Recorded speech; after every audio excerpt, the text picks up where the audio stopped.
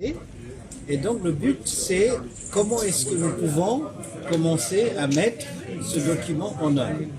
Nous avons identifié, comme je disais tout à l'heure, la protection sociale comme étant la priorité des priorités. Qu'est-ce que ça veut dire? Ça veut dire le renforcement de capacités et la réforme en ce qui concerne la caisse de retraite et également en ce qui concerne la caisse pour la prévoyance sociale. Et donc nous avons envoyé une équipe d'experts de l'OIT. Donc nous avons ici avec nous des experts qui sont venus d'abord pour une première mission, pour mener une étude, pour essayer de voir quelles sont les réformes qu'il faudra instaurer aussi bien à la caisse de retraite représentée ici par Madame et la caisse de prévoyance sociale. Qu'est-ce que révèle cette étude? Quelles sont les difficultés aujourd'hui rencontrées? Alors, les difficultés ont été énumérées et je pense que Madame va pouvoir vous en dire plus. Et donc, ce qui est important, c'est comment faire en sorte qu'il y ait la durabilité de ces deux caisses.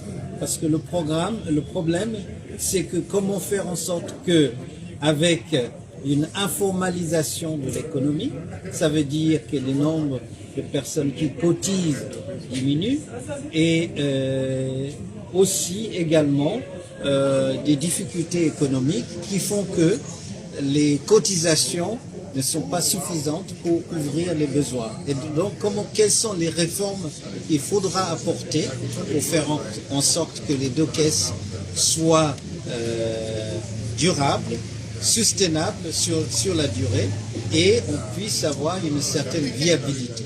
Et donc, je pense que Madame va pouvoir vous en dire plus par rapport à qu'est-ce qui a été retenu, parce qu'il y a un certain nombre de recommandations qu'il faudra mettre en œuvre.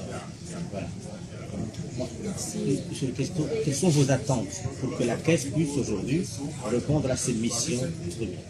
Vous attendez quoi? Nous attendons par rapport aux difficultés que nous rencontrons une série de recommandations pour pouvoir, avec les autorités, les partenaires sociaux, les mettre ensemble pour que nous puissions arrêter les mesures adéquates qui peuvent vraiment rendre les caisses soutenables, c'est-à-dire à long terme.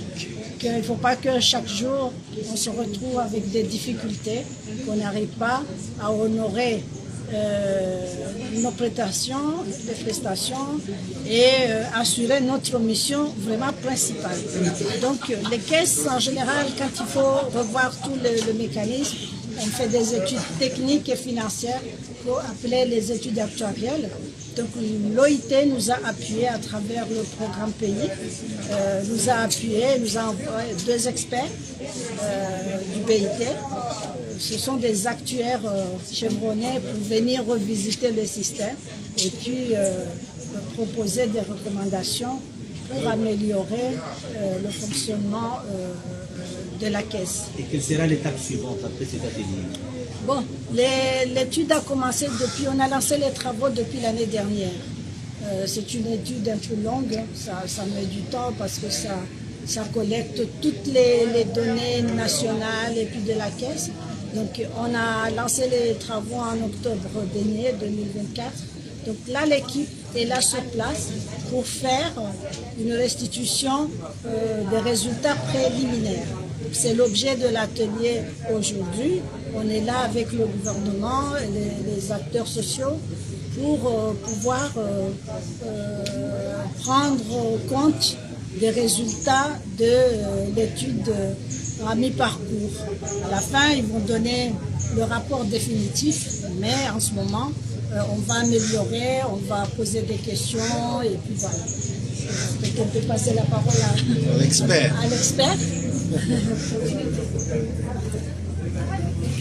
Quels sont les volets, les questions de fond qui ont été soulevées par les participants pendant ces 2 jours d'atelier?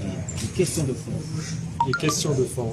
Alors, on a touché un spectre très large. Alors ici, en tant que spécialiste technique, nous sommes ici pour certainement présenter les résultats de l'analyse technique, mais nous reconnaissons très bien que cela s'inscrit dans un cadre beaucoup plus large de la sécurité sociale au Comores, Donc on a entendu des soucis de tout ordre qui sont du plus large, en fait, de la refonte des textes et vraiment de l'assise légale de ces régimes, très important pour la population.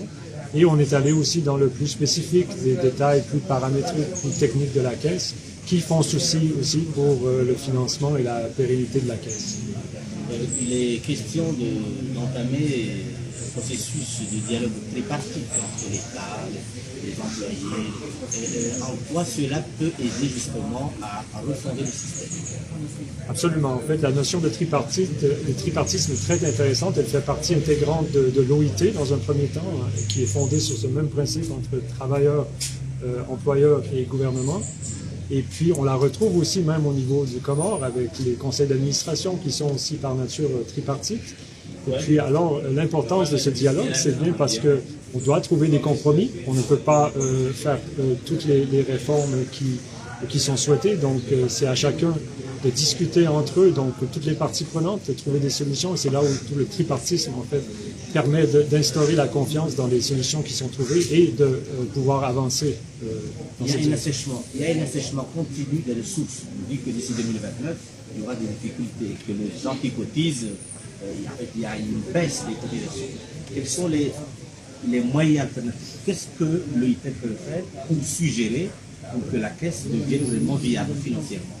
Alors, il y a des défis de financement, c'est des soucis qui sont universels. Toutes les caisses doivent périodiquement faire des études pour s'assurer de la pérennité. En fait, c'est l'objectif des évaluations actuarielles. Ici, on constate à la Caisse qu'ils ont effectivement des défis de financement. Notre rôle, c'est de bien quantifier ces défis à l'aide des études actuarielles et de l'analyse technique. Et après, de formuler des recommandations. Bien sûr, les taux de cotisation sont toujours à l'étude, mais effectivement, de s'assurer que les paramètres sont toujours pertinents, puisque les textes datent déjà d'une certaine période. Et donc, c'est le défi, en fait, de trouver le compromis entre financement et équité. Quel message pouvez-vous adresser aux autorités politiques, aux décideurs politiques?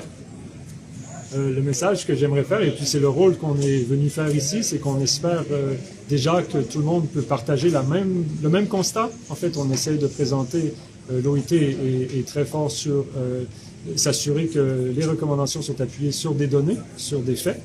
Et donc, ce que je souhaiterais, ce serait qu'on prenne constatation de l'état actuel des choses. Et je crois que chacun se rendra compte qu'il faut contribuer à chercher des solutions. Alors, je les inviterai à... c'est notre travail d'ailleurs cette semaine, de les inviter à prendre constat complet de la situation avec des projections. Et puis, je crois qu'à ce moment-là, on sera tous sur la même page et puis on verra en fait que les problèmes doivent être adressés. Et puis, en espérant qu'on pourra aller tous dans la même direction. Merci beaucoup. Merci beaucoup. Merci à vous. Merci.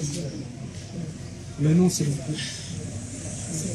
Définitivement, Amma, Gassiharma, les résultats préliminaires par rapport aux données à Karazibe, Hazontsipia, Nizoarenga, Nizoaziparisa avec les différents partenaires. Les Jositsanganiwa Zontsipia, Mixewa, Ilizitowe, les recommandations à la Zimuzi, Lawane, Arma, et études techniques. Donc, Banuleo, wafanye nusu ya hazi, warengezila done, za hatu, za INSEAD, za FMI, Banque mondiale, pia zichanganyiwa. Wakati huo, watoa un certain nombre de résultats. Shara haye phase ya recommandation proprement dite. Donc, bateau un certain nombre de données paramétriques, ngabweza gouvernance, ngabweza législative, ama des recommandations kazi sazito la zone tipia zone zokotsongeza rikena kaiye ya doléance ribalihandar serikali iliwa waone namna ya uzitia nziani norisove ila institution ya hatu nurujokaenda la retraite yashinde ake makini tijone kabano dans peu de temps abo wajofanya faiti wabukashiliwa li amaze mizuri za lazimu zitwanziange lazimu zitilo tsenando wakati ya lazimu shazitije zibaki armaze tiruar ba wakati wakajoka na problem joka grave arma institution